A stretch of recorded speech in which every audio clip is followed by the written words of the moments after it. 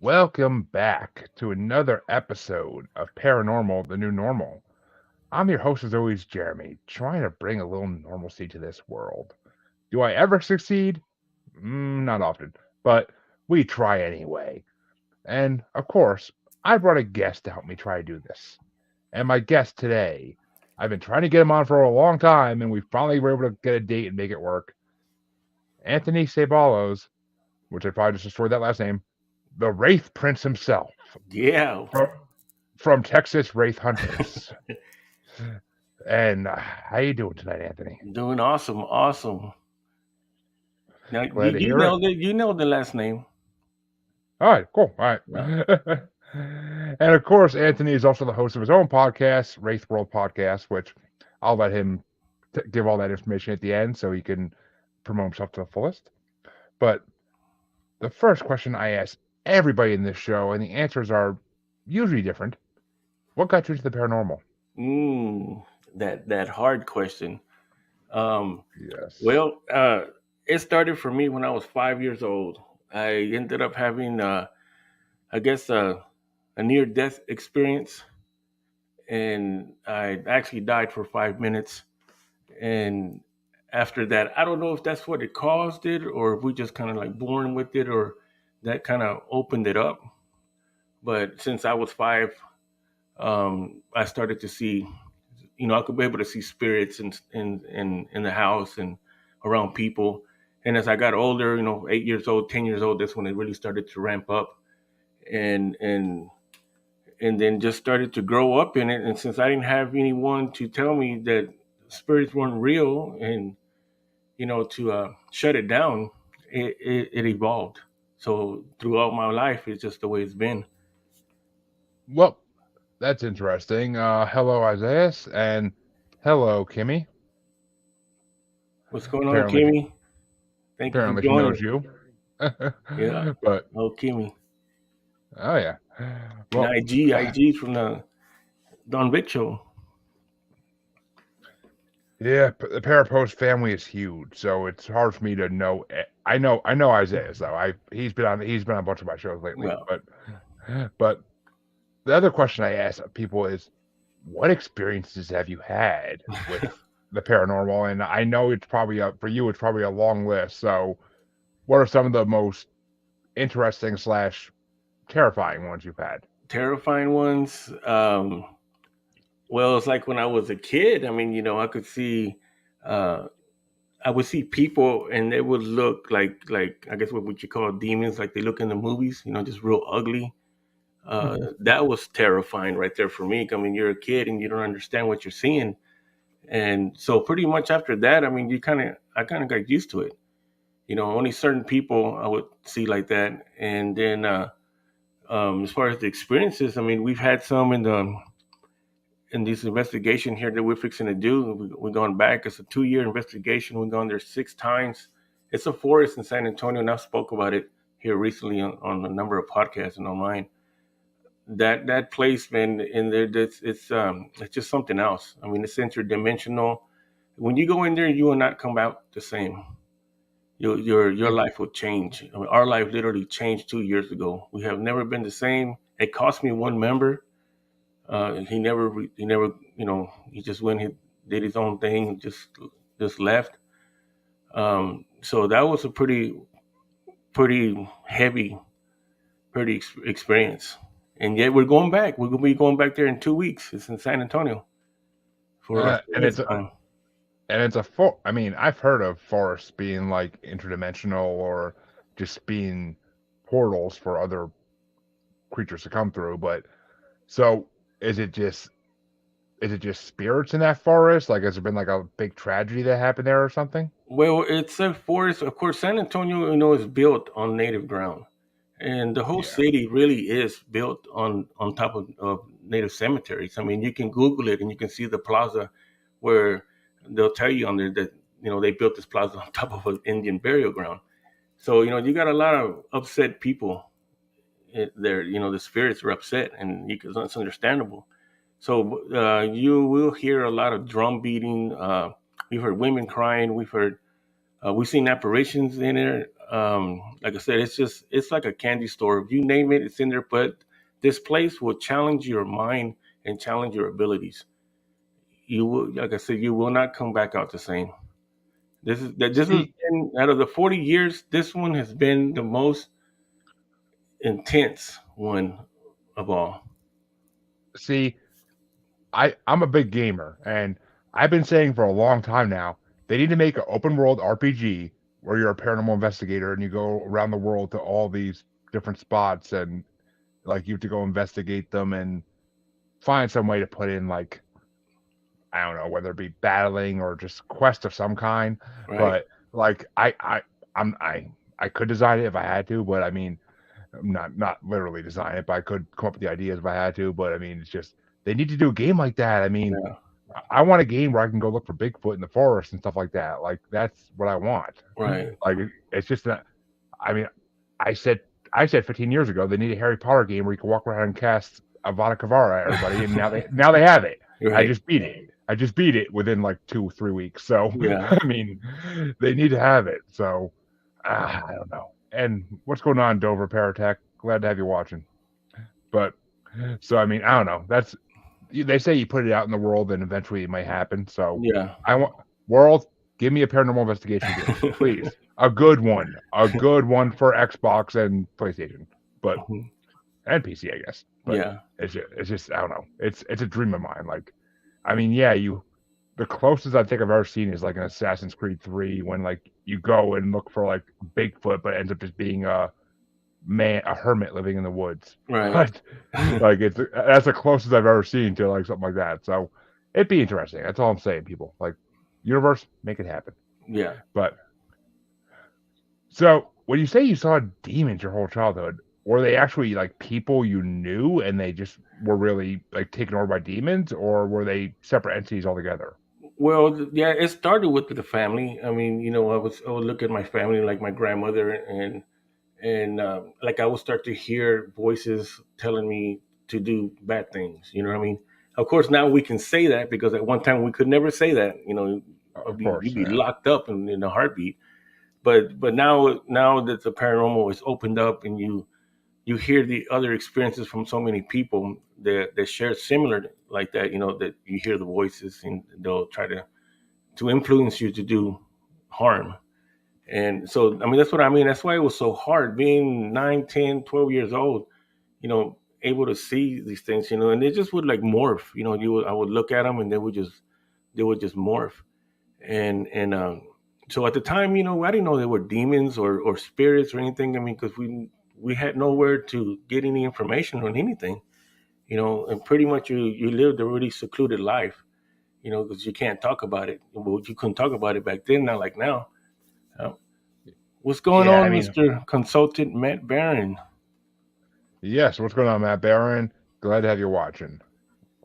It's true. I mean, that's kind of why I named my show why I did because paranormal is becoming the new normal slowly. Yeah, I mean, I never in a million years when I was a kid thought I'd be on a social platform like Facebook, let alone of all things. right. Like I never thought. I mean, you never knew that would exist regardless.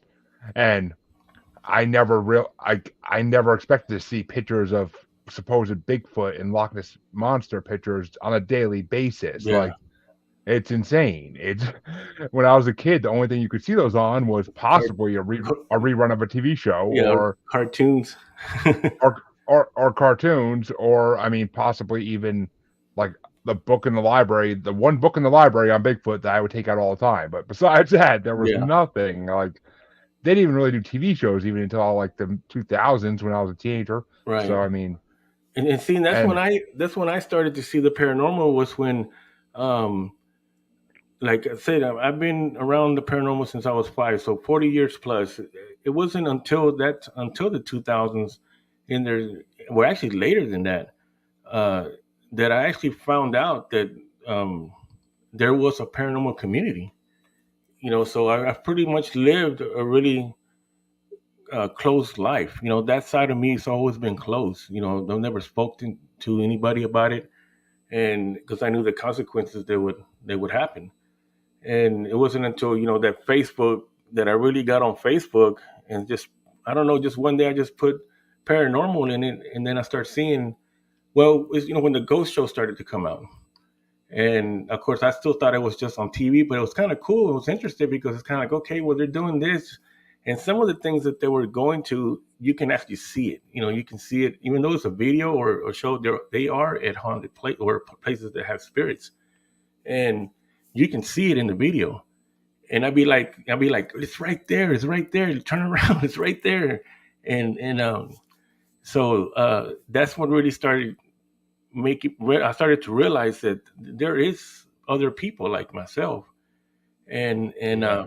so then when I started getting deeper into Facebook, then just started punching up paranormal, and I started seeing that there was a whole big basket of paranormal people, which I didn't even know you called it paranormal. I didn't even know the technical terms or the paranormal language. I just knew this is what it is. Didn't know how to describe it. Yeah, I don't even remember when I first heard the term paranormal. I couldn't even tell you, but I mean, it's just, I mean, I used to watch like Monsters and Mysteries in America and like Monster Quest and stuff like that, but I don't think they once ever used the term paranormal. They just tried to sell you on whatever monster they're talking about that episode Yeah, or whatever three monsters they're talking about if you're talking about Monsters and Mysteries. But right, and the stories, I mean, the reenactments they did were always more comedy than actual like right. information. And see, and I grew up watching the monsters. Now that you bring up monsters, I grew up watching the monsters, and for me, that was normal. Oh, I love the monsters. I love them. But it's funny. I mean, the, the there's two. Oh, actually, okay. There's three, but the two funniest Monsters and Mysteries in America segments I ever saw were the gnome that was supposedly living in these people's shed, and like the laugh of that, the laugh they gave that gnome in the reenactment is stuck in my brain for eternity. It's Yeah, never gonna go away. And the shadow person slash hat man encounter on Monsters and Mysteries, because it was literally like a shadow man with a top hat, like yeah, smoking a cigar, and like the father was just like, I told it to go away and never come back, and it did. It never came back, and I'm like, it wasn't a shadow person then, because you have no control over them. You can't tell them just to leave, and they're gonna leave. Like, right. you need proper people to come in and take care of it for you. But it's just, I mean, it's funny. Like, I think back to it now, like, and I believed it full heartedly when I was a teenager, like that was the truth. But Right. now it's just like a laughing thing. Like, it's like, Yeah. really? That's what I believed. I mean, I actually might be starting a thing for this show, like a subscription thing where me and some guests watch shows like that, and then we like just do commentary while we're watching them, like Mystery Science Theater type stuff. But Right. it's just some of those things are so funny nowadays. But I Oh don't know. shoot! I thought you saw a spirit next to you. What was that? I thought you saw a spirit next to you. I live in a house with at least two spirits, so that's highly possible. I, I were you watching last night when I showed that video or no? I think so. Yeah. Yeah, because there's a video I have of well, here it's only freaking, what is it, 20 seconds long? Might as well show it. That's my garage. Right. Like, and then it comes back again towards the camera. At some point, there it goes. Right. Now, I now, would mean, you say that that's an orb? Because I there's a big, big thing right now that there is no such things as orbs, and nobody's really captured definite, no doubt of an orb. well, I mean, I think it's an orb, and I mean, Sean Kelly from Chasing Prophecy and Pittsburgh Paranormal last night like confirmed that's an orb, because he says the only thing that are true orbs are white balls. They can't be any other color. They're white balls, Right. and that's literally what there was one of them in that video, and then I have another video, not my computer unfortunately, with two orbs floating around the garage, and I had another video I showed last night of like a bunch of orbs, it looks like, but he says that one is just dust, possibly. But I don't see how that's possible because I don't have like open windows in my garage during the winter or anything, or an open door. So why would that much dust be blowing anywhere? Like, Right. I don't know. But Dover Paratech says people are only skeptics until they experience it for themselves. It doesn't matter what you tell them; they have to experience it for themselves. But they have to project their own light, he says, as far as orbs, which there's no light in my garage. I mean, there is, but there's no light in my garage that's on at that time Right. of night. I mean, there's only a camera which catches motion, and almost on an every other day basis, we catch some kind of video. Right. I mean, I've had mediums on my show straight up tell me like, yeah, you have a spirit in your house, and some of them say two, but some say one.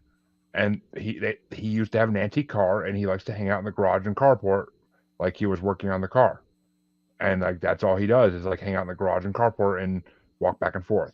Because my wife has seen like something in the driveway at night, like going from like walking through the garage door and Oh. going to the carport. I mean, plus, I mean, there's so much more. I went through it last night too, so I don't want to go into too much detail again. But basically, it comes down to chickens being killed and my dog being terrified of being in the back part of the garage. So, and hey, Josh, glad you're watching again. And What's going on, Josh? yeah, Josh has been watching my shows for a long, long time. So Yeah, he's he awesome. knows. He's awesome. Yeah, he's a good guy. But so I mean, I don't know. I know I live in a haunted house. It doesn't bother me. Like I don't ever feel creeped out anymore like I did when I first moved in. Like it seems like the spirit decided to leave us alone and just go hang out in the garage all the time. Yeah. So I mean, according to my wife, it doesn't like us because she kind of is sensitive to these things, and she thinks that it doesn't like us, and that and like she swears it was talking to her when she was in the garage one night hanging out with the dogs, like partying. But Right. so I mean, I don't know. I don't know what to think. I keep meaning to get a person I know a woman I know from Salem, Sunshine Star. Uh-huh. She's a clairvoyant among many other things, and she wants to come clear out my house. I just have to set up a date for her to do it, and I'm kind of looking forward to it honestly because Yeah. it just I mean just to know they're not there anymore would be kind of nice. Like no more having to look around my shoulder trying to catch a glimpse of it or anything. But Right. what's going on, Chris? Glad you're watching. But I mean, I don't know. That's just me. But there's also been a big debate from what I've heard lately, but from my guests, that people say ghosts aren't actually spirits of the dead. They say they're something else. Well, I What? mean, I've heard that argument where some people come out and they'll say that we actually manifest the spirits, because we have it in our head, and being in a group, well, then we have that collective mind, and so we manifest that. I mean, I can see why people would think that maybe, but I never had an imaginary friend as a child or anything like that. So I just can't manifest things out of my freaking head like that. Like it just doesn't work. Like Right. if I could, I'd be rich. I'd be manifesting Yeah. money. Like I wouldn't want to manifest a ghost. I'd be manifesting money. Like come on now. But it's just one of those things. Like I I am a full believer that the spirits of the dead are what we see, and that there's a reincarnation going on, and either they're stuck on Earth and they're grounded, or they go up and get reincarnated into another body. Yeah. If they're stuck on Earth, it means they died unexpectedly, or they just don't want to leave for some reason. They're attached to something, whether it be a house or an object or what have you. Yeah.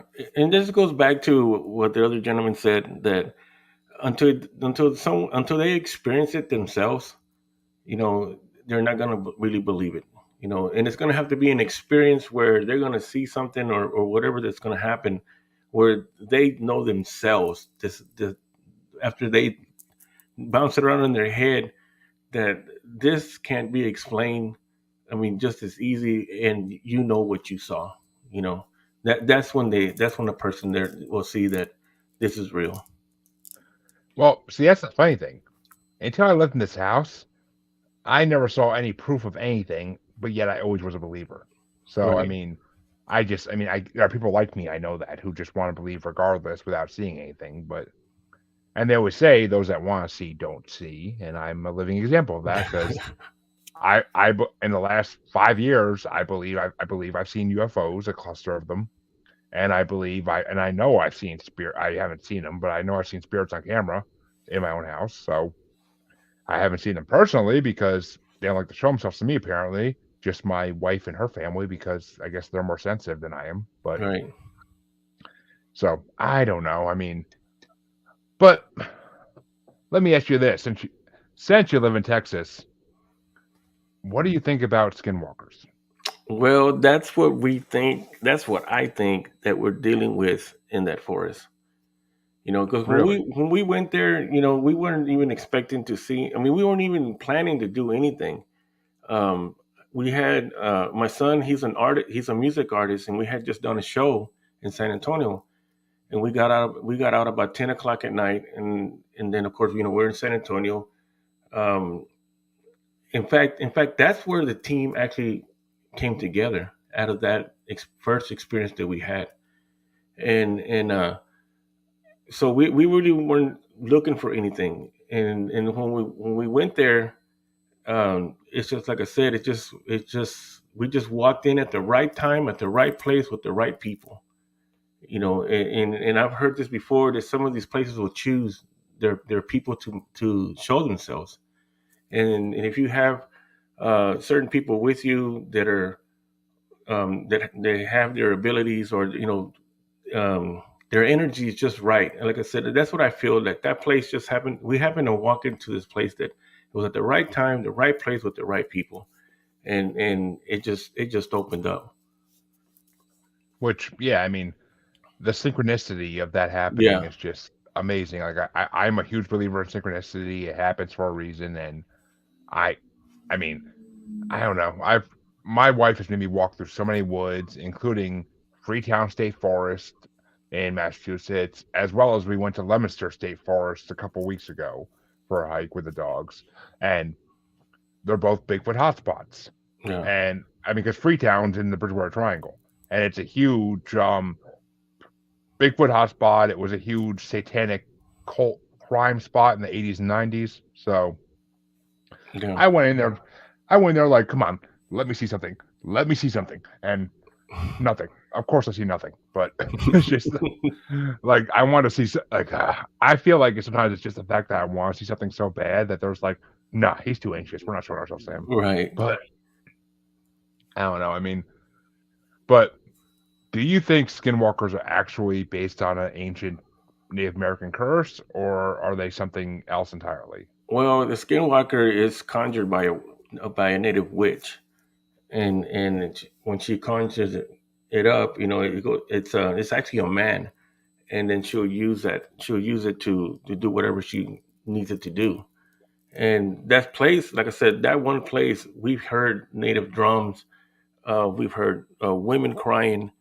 It's kind of like when we heard the women crying, it was like they were being massacred in there, Yeah. and so with all the experience that we had, when we came back, I started doing the research on that land, and that land dated back because when they were building the dam in San Antonio, um, they found pottery there, and when they were digging up the dam, they dated it back 10,000 years.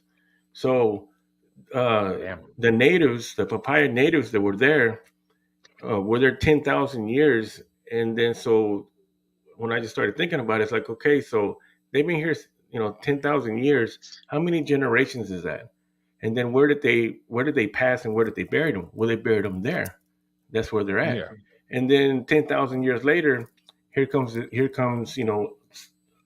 we come, and they build a bike trail right through the middle of the forest.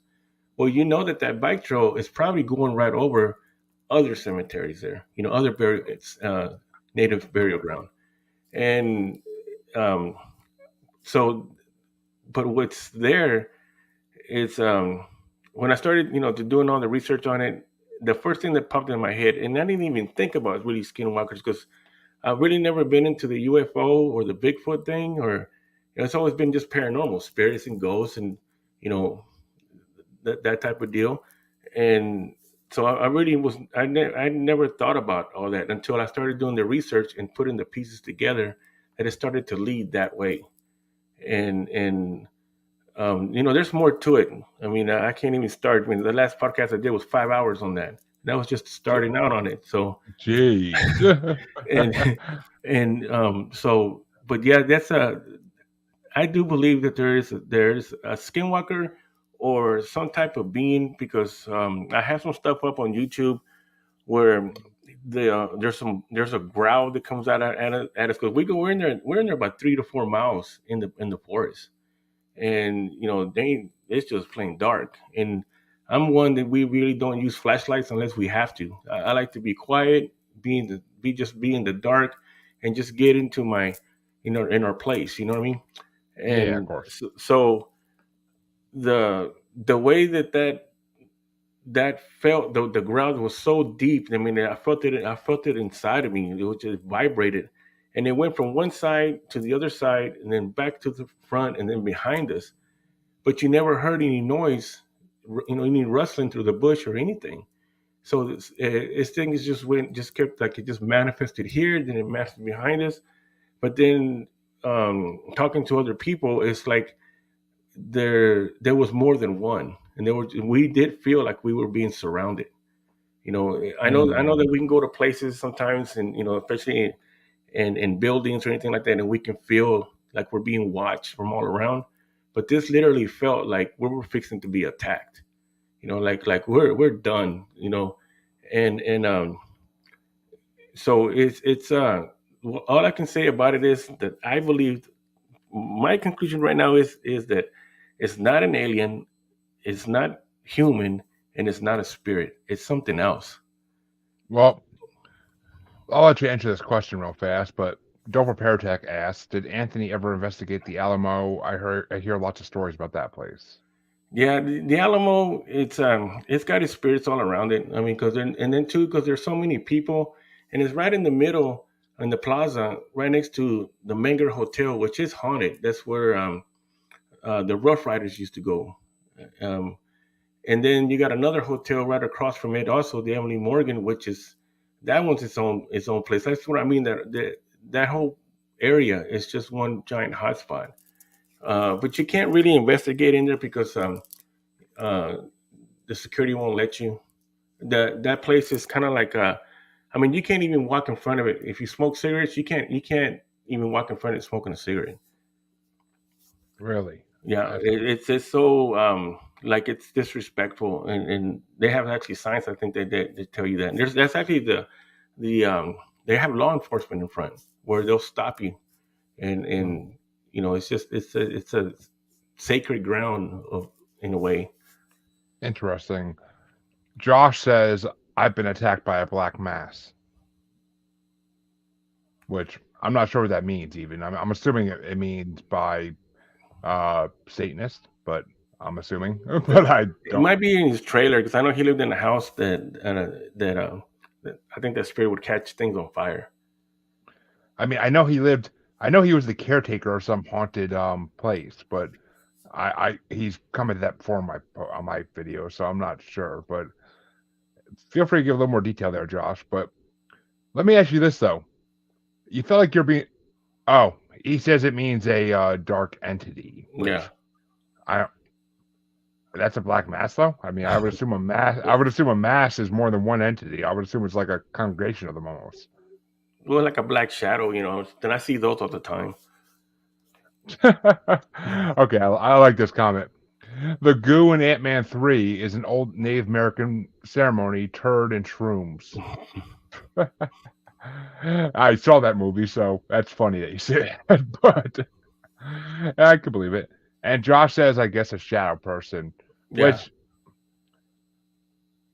I mean, shadow persons, shadow people freak me out. Like I never had to deal with one, but the idea of them freaks me out. Like I that got two of that them in here. I mean, supposedly my wife's sister, when she was here, not this past Thanksgiving, but the one before it, at our house, like a month. It was like a month. It was not even a month after we moved in. Like she was up at like 3 a.m. and 4 a.m. and she saw a shadow person walking from the hallway to the kitchen and then back and forth. Then it would stand in the hallway and stare at her, according to her. And the house they lived in, the house she lives in still, my sister-in-law, is in the Bridgewater Triangle and is on Native American burial ground. So they have my wife has all these stories of shadow people when she was growing up in that house and when her grandparents owned it and she would stay there. Like she woke up on it when she was a kid and there's just a shadow person like leaning over her and if and like she'll say like it feels like they're sitting in my chest. Yeah.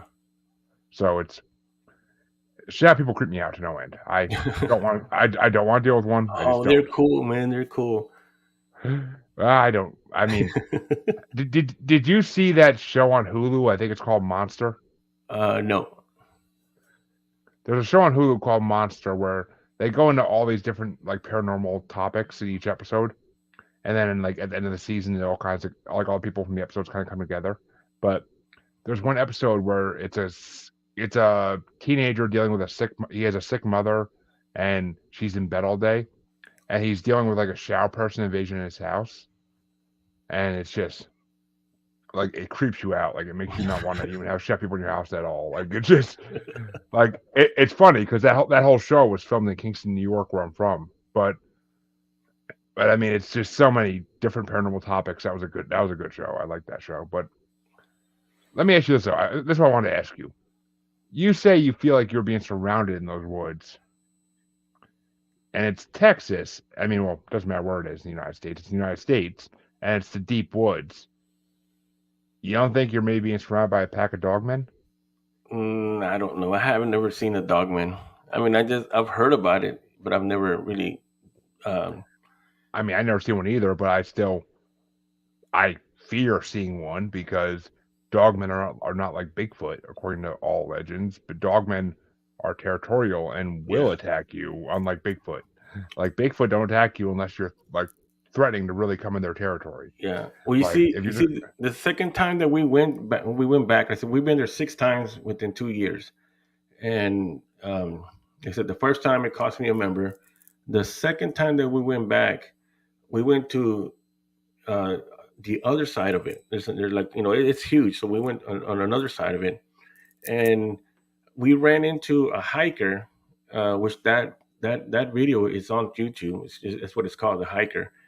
And because we were trying to find a house, because there's a 2-story house way deep in there, but we didn't know it was 3 miles. And when he was jogging towards us, I stopped him and just said, "Hey, I mean, how far back did you go?" And he goes, "Well, I go pretty far." And I said, "Hey, do you know about a house that's back there?" He goes, "Yeah, it's in there, but it's 3 miles." He goes, "You got a ways to go." And then I just asked him. I mean, we're paranormal investigators. We're always talking to people, so it's real easy for us just to change the subject to the paranormal. So I said, "Well, hey, when in your jogs out here, have you ever felt anything or ever seen anything?" Because see, we already have been there. That was our second time, and we already had experienced everything the first time.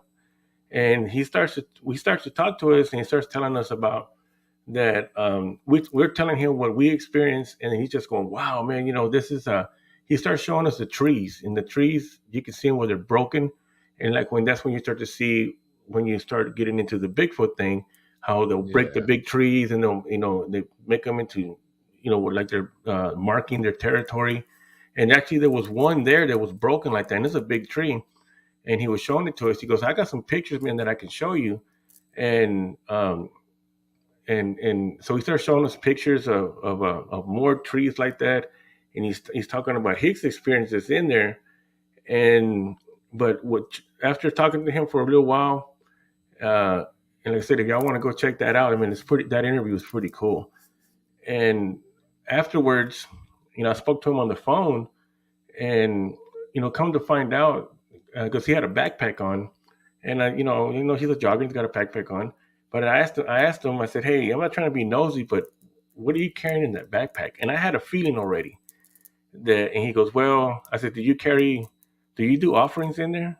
And he goes, "Yeah, I do offerings." I go in there and I go into the forest and I make offerings to the spirit that's there. I bring wine and I have bread and water, and I do um a what was it? I just said it. I lost my Offering. yeah, an offering. And it's because I started thinking about it in my mind when I was seeing that he's doing an offering, but also he's also in the Air Force and he's active. And Hmm. anytime that it comes down to being skinwalkers or Bigfoot, if you do the research and you see, the government is always involved in that. If it's a UFO or interdimensional Bigfoot or whatever it is, the government is always involved in it. They'll get the land and they'll shut it down where nobody can go in there anymore, and they do their research in there with it. But it was just coincidence. Of course, we don't believe that, but the only word I can think of is that you have someone, stop them out of the blue, and next thing you know, he's giving us all these stories. I mean, the experience that he's had, and he's in the Air Force, he's active, and yet he's in there making offerings to some spirit. Now, if the Air Force would find out about that, because the Air Force and the military is real strict on your mentality, they Yeah. would probably kick him out. Or if they know about it and they have him there because there is something in there and he's trying to communicate with it and bring that information back. Uh, It got deeper and deeper. it's a wormhole and a half right there. And I mean, I saw a post on Facebook today about Bigfoots that in one of my many groups I'm in that Bigfoots are they seem like it's from these people who I've talked to before. I'm trying to get them on my show, but they're really hard to get on my show. They're really hard to get because they live in the middle of the woods. Like they according to them, they live in a Bigfoot sanctuary, and they post pictures every day of Bigfoots that you I can't see them in the pictures really, but they draw outlines and supposedly they're there, and they live in like a Bigfoot sanctuary where they have like adult to like young Bigfoots, Yeah, and basically like they say that it seems like the Bigfoots are studying humans, trying to figure everything out about us, and like they're reporting almost like they're reporting back somebody like what they saw that day. So I mean, whether they're reporting back to extraterrestrial yeah. masters, I've heard that story. whether they're reporting back to extraterrestrial masters, or they're reporting back to the government, even who knows? Like it's I mean, it's a wormhole and a half, but I mean, it's just you don't know. I mean, they're the government could be using Bigfoots. I mean, we talked about it the other day.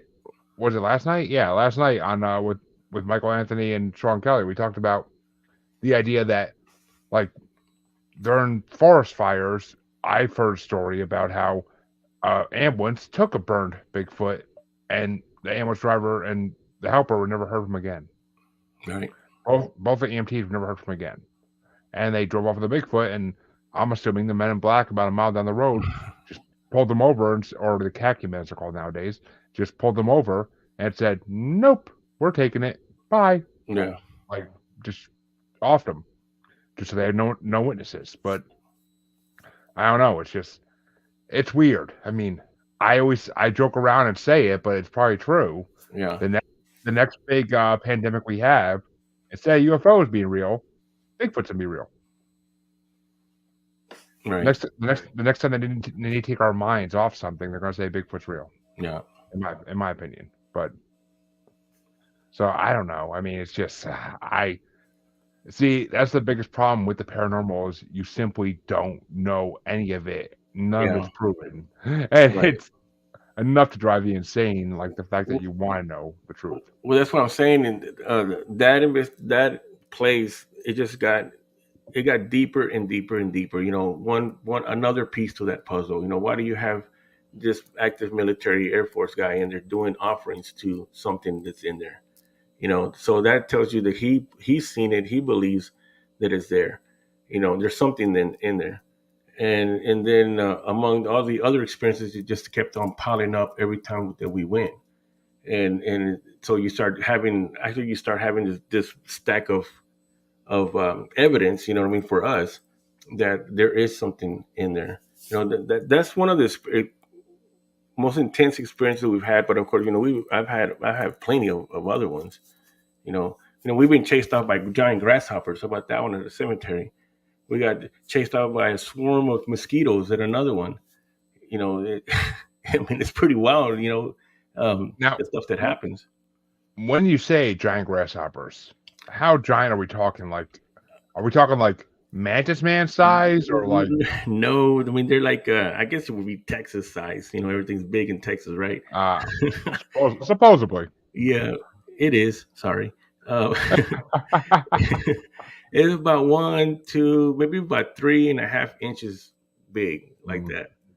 And we were at a Ah, cemetery. We were about a cemetery. I mean, when you got something that big flying around hitting you, I mean, it hits you pretty hard, mm-hmm. and especially if you got a whole swarm of these things.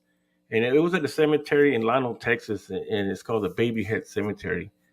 And It was just it's right close to San Antonio too. It's right outside of San Antonio, not too far. And we went there, and it's a place, man, that it's really active. But what ended up happening is that I had taken, okay, the ground is covered with crystals. That's what's crazy about it. You see these glimmering rocks on there, but they're actually crystals. And Interesting. I mean, the whole cemetery is covered with, the whole ground is covered with them. And that place used to be, there was native land also, and that's why they got the story of the baby head, because the settlers that were there, they were attacked by the natives, and they captured some of the kids and they cut their heads off and they put them on sticks. So that's why they call it baby head, because they were young children that they captured. So they say. And well, I ended up taking one of those crystals because it was just a real pretty crystal, and I liked it. And then I took it, and I said, I'm going to take this back with me. Well, right as soon as I did that, we had this one, just this grasshopper started coming out. I mean, they weren't there when we got there. It was daylight. I mean, it was daytime and everything. And I have that on video also. And then before you know it, you got one flying by. You can just hear him zoom by, and you hear the wings. Zzz, zzz. Interesting. I mean, that that to me almost sounds like the idea that they have in Hawaii, where if you take Yeah, rocks off the volcano, the night watchers will come and like after you. right. But The lava rocks. Yeah, yeah, I mean that could be like a Native American curse on that land that like that if you try to take part of the land, they have these curses out like grasshoppers or what was the other thing you said, locusts or yeah. like Well, I could see that. I could well, honestly see that. when I was walking with it, and then they started to pop up, and they're like zooming by, and you can see them in the video because I had my camera. Actually, I had this little camera right here, and I was filming with this one, and they would pop the camera, they would hit it, and you can hear it, and then you start to see them come by, like one or two, then four and six, and then just started to multiply. I had that crystal in my hand, and you can hear me on the video where I didn't scream. It startled me. I'm not gonna say that. Hey, I'm a Yeah. I'm a Texas Wraith hunter, and we don't scream. But one of those grasshoppers actually came and took the crystal out of my hand and flew away with it. Which that right there tells me it's a curse of some kind. They're there to reclaim what you took. And then But after it took it, there was like more that were coming out, and they started to hit us. I mean, and it hurt because I mean they have some hard heads on there, and I mean they were just popping us, pop, pop, pop, and it just I mean it was wild. We ended up leaving, and I still ran in there, and I still got that another crystal, and I ran off with it. interesting. I mean, it makes sense to me though. I mean, natives, if they want to protect the land, they always would protect the land if they wanted to, even after death. I mean, Yeah, because I mean, my wife grew up or not grew up, but lived. Her grandparents and then her lived in the like on the edge of the Bridgewater Triangle, and there's this in the woods behind that house. There's a tree with all these eyes carved into it, and like they brought her they went back there a bunch of times to drink and whatnot, and they literally were throwing like bags of empties back there. I know, stupid young kids, whatever, yeah, like empty beer cans, whatever. But I mean, but they brought their friend back there one time, and their friend is very hippie-ish and very like I assume she's sensitive to this type of stuff too. And as soon as she went in that clearing where the tree was, she's like, I don't like the vibes here. We need to go. We need to go. Like, she never took me to see this tree because she didn't want to go back to that place. But yeah, I mean, I kind of want to go see it and film it for the podcast just so I could be like, what the heck is this? Like, yeah. because obviously it's a native thing because I doubt kids are going to carve that many eyes into a tree. Right. And Like, I know maybe, that grasshopper story sounds pretty wild, but hey, that's what we experienced. You experienced some crazy stuff. Like you said, we just can't explain it. well, I mean, I've heard weirder, so it's not even that strange to me. But I mean, the there's this. I'm a big fan of Monsters Among Us podcast with Derek Hayes. Have you heard of it? Mm-mm. It's a viewers call people call in the average people call in and tell their stories about like experiences with the paranormal. It's I highly recommend anybody who's in the paranormal listens to it because it's you can hear in their voices like the fear when they're retelling things. Like you can hear the fear, you can hear like they're not lying. But the craziest call on his show ever, and he's replayed it like multiple times because it's just insane, was a hunter from I want to say Georgia or Alabama named Mac, Yeah. and he was up in his tree blind, and he fell out of his tree blind deep in the woods, and he basically broke his back at that point. But according to him, and I've heard his story multiple times, he called in multiple times because he had bad audio connection, and I believe him. He was picked up by a female Bigfoot and forced to drink her breast milk. Mm. While hearing another Bigfoot in the background, he assumed a male, making noises like grunting noises, like kind of like saying like almost like we gotta go before more humans show up. And so the female eventually put him back down on the ground and left him. His family came a couple hours later or whatever and found him.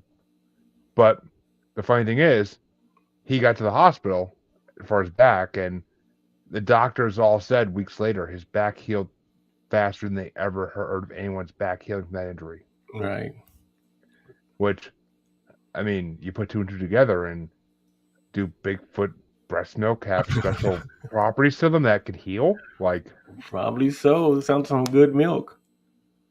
I mean, he said it was the nastiest tasting thing he ever tasted, but which I could believe that. I mean, Yeah. obviously it's gonna be. I mean, I wouldn't want to taste no gorilla breast milk, but still, like, I mean, it's just, I don't know. I mean, that's the craziest story I ever heard in my life, and I believe it to the fullest because Right. the way he tells it, he's not no educated man who's going to try to make a story like that up. Like he's just a simple man who was hunting in the woods. Like that's all it is. Like he's I don't know. I believe it to the fullest, and I love that story. I mean, I am so behind on that show since I don't really listen to podcasts anymore Yeah. because I was working from home and I've been unemployed for a month. So I mean. Literally a month today, I've been unemployed, so I don't really listen to podcasts anymore that often. But that story is just insane to me. Like I've heard some crazy stories on that show, including ones about people seeing uh what they believe were extraterrestrials in their bedroom, but they look like a chimpanzee in like overalls, like in Dunstan checks in, and a T-Rex in a doctor suit. Like which that's it's highly believed by the host Derek and that by the people that called that they were extraterrestrials or like grays that were shape shifting to make the people make kids feel more comfortable Right. because they were based off some TV show or something. But I mean, I don't know. I've heard some crazy things in those shows, and it's just like it makes you want to believe in everything so much more. Like hearing people tell their stories in their own voices. It's not even like one of those shows where he reads it in his voice. Like it's their own voices. It's literally messages these people left telling their stories. Right. And I mean, Monsters Among Us. I had Derek Hayes on my show months ago, like back last summer. And I fully recommend anybody who's in the paranormal listen to that show. It's such a good show. He's won the Paranormality Award so many times for that show. Like it's just the idea he had to do that was amazing. Right. I say that I talk about it on the show all the time because it's what reenacted my love for the paranormal was that show. Right. So now, do you go So out and investigate?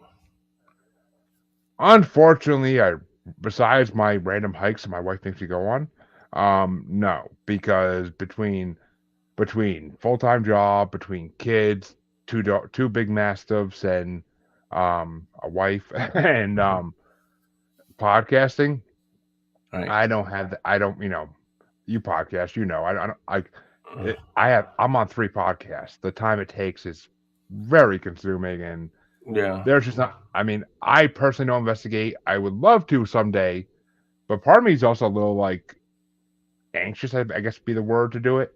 Like I don't want to say scared because I'm not really scared to do it. Like I don't think a ghost is gonna like kill me or anything. But it's just I'm anxious Right. about it because I You just never throw done you it. around a little bit, rough you up, and that's all. You'll be all right.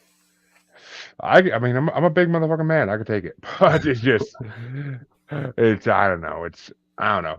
One of these days, there's a mansion in the town I live in called the S.K. Pierce Mansion, Yeah. and um, the girl I know from Salem was just investigating it not long ago. East Coast Haunted, or what the hell they called? I honestly forget what they're called right now, but East Coast Haunted, I think they're called. They just were up here like investigating it like back in the summer. Like I would love to go there and investigate because this mansion is so haunted that firemen and policemen refuse to go in there alone when the alarms go off. Yeah. So I would love to go in there and like they say the basement there is super haunted, but I don't know. I mean, I would love to someday, but I wouldn't want to go in alone. That's the thing. Like I want a professional with me who could be like, tell me what's happening. Like Yeah. I'd love to have like a medium or a sensitive person with me to be like, all right, here's what's happening right now. Right. Like I need someone there to explain to me so I'm not just like freaking out when I hear shit or Yeah. see shit. But I'll send you a haunted doll, and you can start with that. oh, that next time I go to Florida, I'm going to Key West and I'm seeing Robert the Doll. That's my goal. Mm. Because I haven't been back to Florida since my dad died in 2017. Right. So that's my goal is to next time I go there to go to a theme parks and everything. I'm gonna take a little side trip down to Key West a couple days because I mean it's Key West. You can go have fun and get drunk, but I want to go see Robert the Doll Right. because I mean I'm not gonna take a picture of him or anything without his permission, but because you don't do that unless you want to be haunted. But I don't know. I've heard so many stories about Robert the Doll, so many podcasts talk about him that like it just to the end of days, I want to meet him. Like I Yeah. want to see him and give him my honors in a way, kind of. I mean, Right. he's just such a figure in the world, and supposedly so many movies are based on him. But let me ask you this though: why aren't you into UFOs and aliens at all? Just never really experienced anything like that. I Mm. never thought about it. I mean, like I said, since I was a child, I mean, my thing has always been spiritual, and so I've never really got into the UFOs or the aliens or the Green Man or anything like that. For me, it's always been cartoons like that. Not just saying they're I not mean, real, but just never really. you live in Texas. You live in like one of the biggest UFO states out there, Oh yeah, but there's a lot of stuff, yeah, that we had to hear about, but I just don't. I just don't. I don't even know how to go about it. I mean, because yeah, and I even though we are we are mainly we do our stuff outside.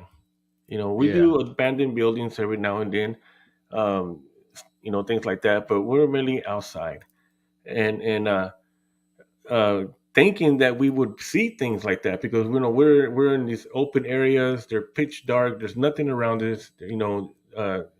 Civilization is kind of far away from us, so we're able to see the stars real pretty. I mean, there you see all of them, but I've never really experienced anything like that. I mean, it's kind of like I mean, I'm really not even interested in it. Hmm. My thing has always been more of a spiritual side to it than abductions or anything. I do tell my family though when we do leave is if I don't come back, either I got crossed over and I don't know how to get back, or something took me. Which Josh, he just said that he believes they could exist, but he just hasn't encountered one. Right. That's what he literally just said that. But I mean, I saw at the house my wife lived in when I first met her in the Bridgewater Triangle. I saw what looked like. Well, I didn't see it first. My son saw it. My stepson saw it first, and it was literally like he asked me like, "Dad, why are those stars moving?" And I'm like, I had a few drinks at that point. So I'm like, "What the heck are you talking about? Stars moving?" I look. I'm like, "Oh." Like literally 8 or 9 star-looking things moving in one direction in like a formation. Yeah. And I don't know. I mean, I've been the biggest believer of aliens forever. Like ever. Like I read a book series when I was a kid called like My Teacher's an Alien was the first book, and then like went on to like 2 or 3 books past that, where like the president was an alien and everything. But so like I love I truly believe aliens exist. Like whether they're interdimensional or from space, I don't know. I can't say. I like to believe from space, not interdimensional, but maybe interdimensional is just the way they travel. Right. So I mean, I don't know. I mean, Maybe one but day, if it happens to me, like I said, I didn't really go. I didn't even.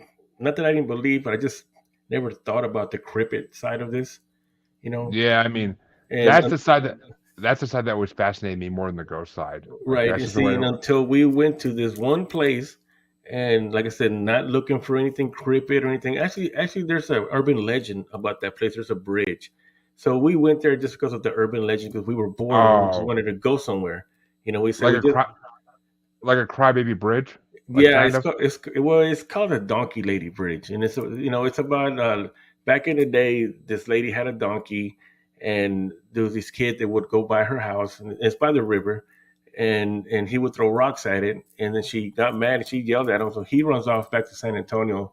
His dad is like a big shot out there, so him and his friends come back later on the night, kill the donkey, set the house on fire, well, she's in it. So she comes out through the window all on fire with her face being, melting, and her hands had Yeah. melted, her fingers had melted into they looked like hoofs. And she fell in the river, but they never found her.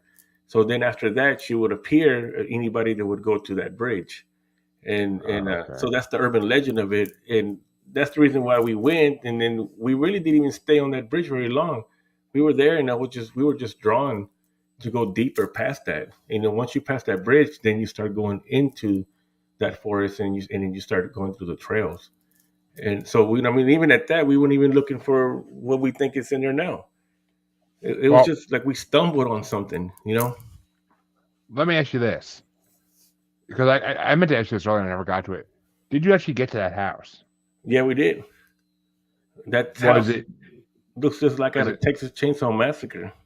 I mean, Which, we went 3 miles. It's 3 miles in there, and of course, unless you're a hiker and you do this all the time, it's gonna kick your butt. I mean, we yeah, by the time we got there, it took us like over an hour and a half to walk there because the trail's not straight. It curves like this, and then it goes up and yeah, down, and so you're working out. And so finally, when we get around this curve and we come around this curve, and then there's a fence, and then you could just see the house in the darkness. I mean, it's a two-story house, and it looks just like something out of, like I said, the Chainsaw Massacre thing. And it's your 3 miles in there. That's pretty. It may not seem like it's far, but yeah, you're in there. You scream, there's nobody going to hear you. You know. oh god, no, yeah, So no. yeah, it was pretty wild. We did end up jumping the fence and going up to the house, and we did go inside, and it's an old house. I mean, it's the foundation. Actually, half of the house from the foundation up is the old style of rock, and then they built the house on it. But some of the walls are still stone. And the basement, we went in the basement because we had to jump down because the stairs were broken, so we had to jump down into the basement. And that was crazy because there was a table with chairs down there, and it's like a big farm because there's other buildings that are also, and they're just, I mean, it's real old. I mean, we did get some activity outside. We didn't get anything inside, but that growl again was that followed us all the way up there, and then we it growled again. But this growl is not a growl. In my mind, it's like a giant gorilla because it was so deep that you could feel it when it would just growl. You could feel it inside your body. Yeah, Yeah, like that. Just real deep.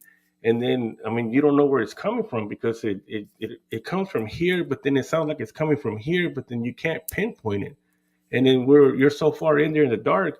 I mean, you forget. We went 3 miles, but you got to come 3 miles back. So that's 6 miles now.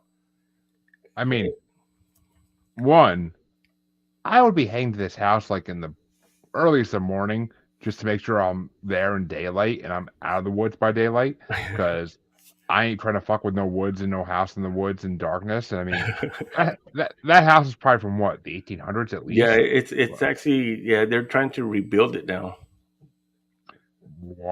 They're, Why? As a tourist attraction, or like who's gonna yeah, go live in it's a like house a in it's the like a woods? landmark now. Oh, okay, I was gonna say, I'm like, ain't no one trying to live these day and age like in a house 3 miles in the woods. Like, I mean, yeah, there are some people who would like to live there, I'm sure, but they're probably serial killers or something. Yeah. But I mean, it's just I don't know. It was Like creepy that, because there was another building away from it. It's got several buildings. It's like a ranch house in a way. And there's another building next down a little ways from it, which you have to go through the woods to get to that one too.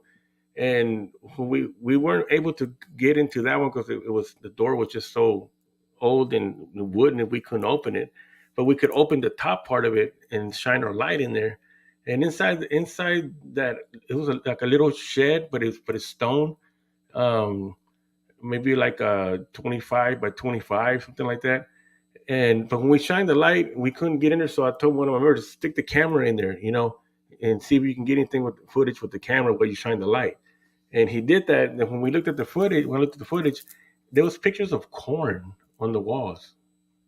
I mean, pictures of corn. I mean, just how the stalks of corn yeah. and on the walls. And it's kind of like, what kind of crap is this? Who has?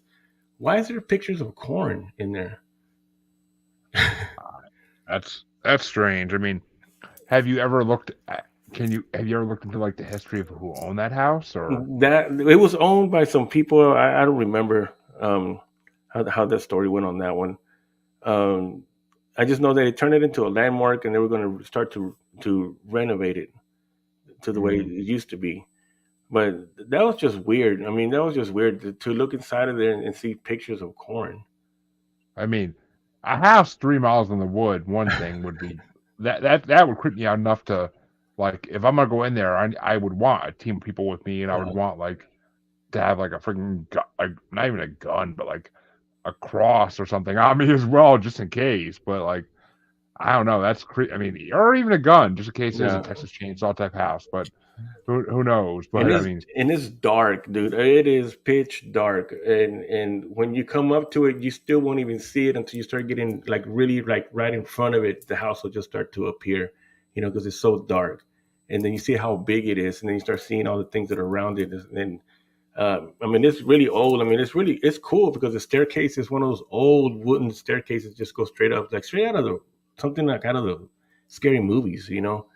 Um, yeah. so I mean, yeah, it's creepy. I mean, when you're there like that and experiencing that, yeah, you're a little on your edge.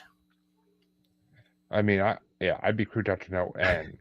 But that's just me personally. But I would be creeped out to no end. I mean, I would check it out during the day, but you couldn't pay me to go to that at night. Like hell no.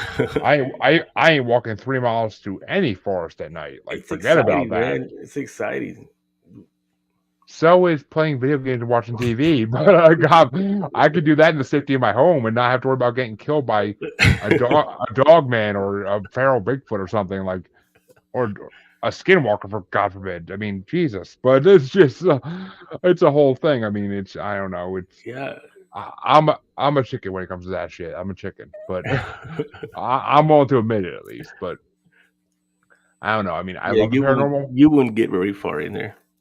Most Oh people, God, I've taken some people in there. I've taken other founders from a couple other paranormal groups, and they only get to the first part of it, and they'll end up turning around. They'll say like, "No, this is going too far. I don't really want to walk that far." But I already know. I mean, they start to feel everything in there like that, and starts messing with them, and they're out of there. well, you said you lost a person to it. Like I'm assuming they quit the group right after that. But Yeah, he was native himself. He was native, and he had an experience in there, um, related to the native people that were there. yeah, I mean, I imagine, and I don't know. It's just not something I would do at night, especially like during the day. Be one thing, but like Well, I mean, that place can be just as bad during the day than at night. I'm fine with that. At least then I have daylight to go out to, and I can be like, I can feel safer with the daylight. But I don't know, unless it's like permanently night around that house or something. Which who knows? I mean, a house that deep in the woods, like, I mean, yeah, back in the 1800s, early 1900s in Texas, probably was the norm for big ranchers to have a house that deep in the woods, and then they'd have to ride a horse into town for like 3 miles, Right. whatever. But I don't know. It's just, yeah, I couldn't imagine. I couldn't imagine. And the Texas Chainsaw Massacre thing kind of like just made me all more like, That's oh, the first thing I thought when we went around the curve right there, and then we looked, we could see it. And it's like, oh man, this is not right, you know. And then, like I said, yeah. then seeing the corn pictures in there, that just kind of even made it even more, you know, just out there. Well, was it actually like pictures, like taken with a camera, or was it like No, they're wallpaper? like picture frames with paintings. They were paintings of corn.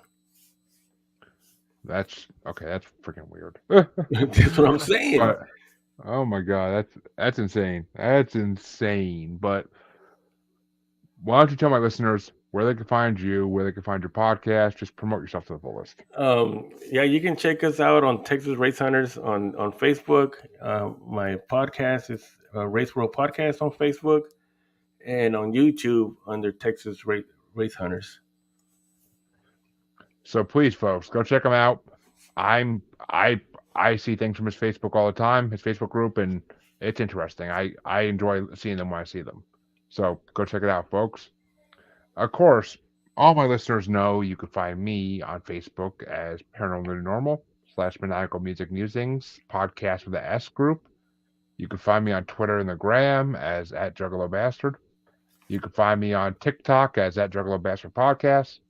And you can find me on YouTube as Paranormal Normal, where this is streaming right now, among other places. And of course, you can find me on the Antisocial and Parapost Network. But until next time, Anthony, thank you for coming on. We will have to get you on again at some point in the future because I'm sure there's more we could talk about even that we didn't get I told you just 5 or 6 hours just to top it off. to. Yeah, I'd have to break that up into so many episodes, it'd be ridiculous. But because my listeners are used to hour-long episodes, basically, or nearby at least. But we'll definitely get you on again at some point, I'm sure. But thank you all for listening. Thank you all for watching, and I will be back on Monday. I'm pretty sure with my next paranormal interview. See you then.